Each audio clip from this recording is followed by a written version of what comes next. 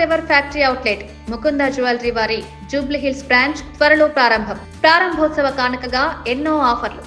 నమస్తే, welcome to Telugu popular TV. నేను సౌజన్య. రెండు తెలుగు రాష్ట్రాల్లో రాజకీయంగా అలాగే సామాజికంగా జరుగుతున్నటువంటి అంశాలకు సంబంధించి వారి విశ్లేషణని, వారి అభిప్రాయాన్ని మనతో పంచుకోవడానికి ఈరోజు మనతో పాటు ఉన్నారు సిపిఐ జాతీయ సమితి కార్యవర్గ సభ్యులు నారాయణ గారు ఉన్నారు. వారితో మాట్లాడదాం. నమస్కారం అండి. నమస్కారం.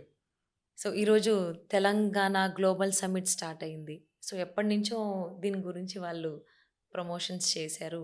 సో దీని పరంగా మేము తెలంగాణలో పెట్టుబడులు స్వాగతిస్తున్నామన్నారు. సో దీని తర్వాత చాలా మార్పులు చేర్పులు జరగబోతున్నాయి, చాలామంది రాబోతున్నారు ఇన్వెస్ట్మెంట్ చేయడానికి తెలంగాణలో అంటున్నారు. సో స్టార్ట్ అయింది కాబట్టి దీని గురించి మీరు ఏమంటారు?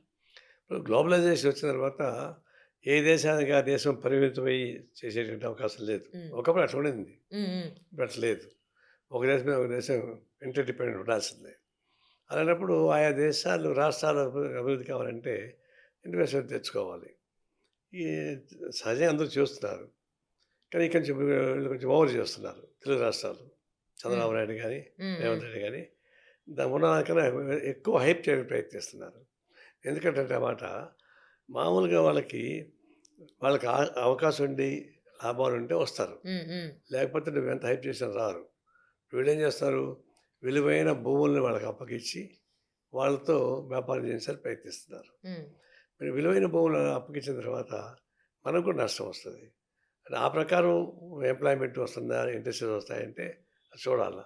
సర్వీస్ సెక్టర్ లాభం, ప్రొడక్టివ్ సెంటర్ రావాలా. ఉత్పత్తి కేంద్రాలు రాకుండా కేవలం సర్వీస్ సెంటర్స్ వస్తే లూలు లాంటివి అటువంటి వస్తాయి కదా. సర్వీస్ సెంటర్స్ ప్రొడక్షన్ రావాలా. ఆ వైపు కానీ వస్తే ఉపయోగపడుతుంది. బహుశా రేవంత్ రెడ్డి కూడా ప్రొడక్షన్ వైపు ఎంతవరకు కాన్సన్ట్రేట్ చేస్తున్నారో తెలియదు. వాళ్ళంతా వస్తే కనుక తెలియదు.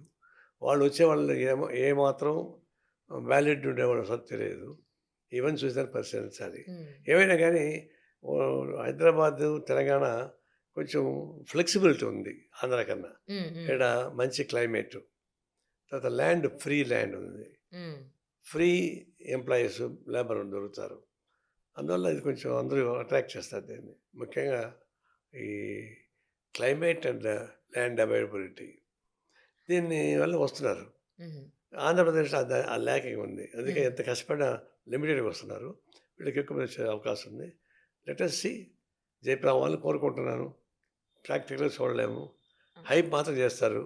10% ఉంటే దాన్ని 80% హైప్ చేసే ప్రయత్నం చేస్తారు. అందరూ రేవంత్ కూడా హైప్ చేస్తున్నాడు. చూద్దాం ఎంత వస్తుంది.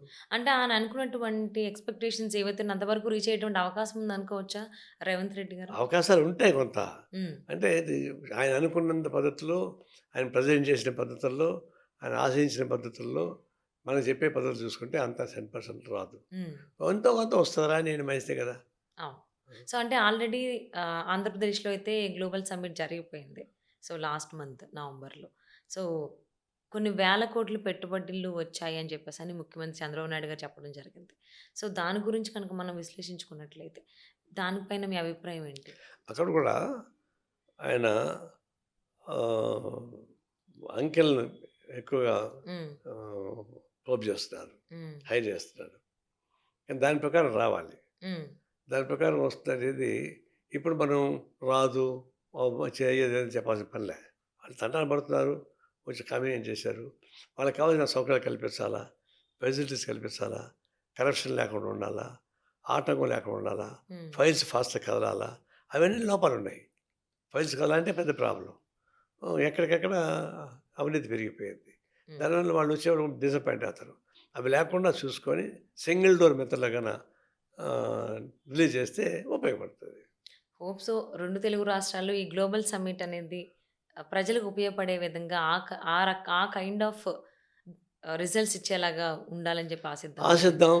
ఎందుకంటే ప్రయత్నం మంచిదే. ఆ ప్రయత్నంలో 50%, నా ఉద్దేశం 40% సక్సెస్ లెక్క. ఇట్స్ వెరీ గుడ్ కాజ్ కాబట్టి హోప్ ఫర్ ద బెస్ట్. వాళ్ళ ప్రయత్నాన్ని మనం డిస్కస్ చేయకూడదు. అదే సమయంలో ఎంత స్వర్గం వచ్చేస్తుంది ఊహించుకొని మళ్ళీ ఓవర్ ఎక్స్పెక్టేషన్స్ పెట్టుకోవద్దు. డిసప్పాయింట్ కాదు. ఏపీలో అయితే అరౌండ్ 50,000+ పీపుల్కి అయితే ఉద్యోగాలు వస్తాయనేటువంటిది మేబీ ఇంకెక్కువ అవ్వచ్చు, కొంచెం అటు ఇటుగాను అవ్వచ్చు. హోప్ సో ఏదైనా కానీ అందరికీ నిరుద్యోగం లేకుండా మంచిగా ఉండడమే కావాలి.